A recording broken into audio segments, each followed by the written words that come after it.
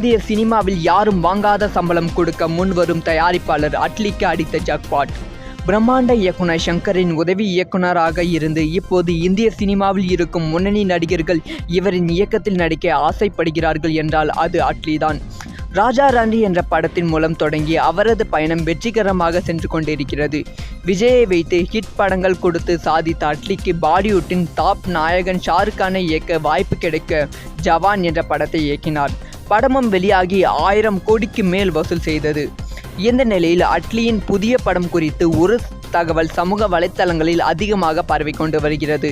தெலுங்கு சினிமாவின் முன்னணி தயாரிப்பு நிறுவனமான மைட்ரி மூவிஸ் மேக்கர்ஸ் நிறுவனம் தயாரிக்கும் அடுத்த படத்தை அட்லி இயக்க இருப்பதாக கூறப்படுகிறது. இப்படத்திற்காக அட்லி மிகப்பெரிய தொகையை, அதாவது இந்திய திரையுலகில் யாரும் வாங்காத சம்பளம் கொடுக்கப்பட இருப்பதாகவும் கூறப்படுகிறது. சில நாட்களில் தயாரிப்பு நிறுவனம் அட்லி படம் குறித்து அதிகாரப்பூர்வ அறிவிப்பு வெளியிடும் என்றும் எதிர்பார்க்கப்படுகிறது.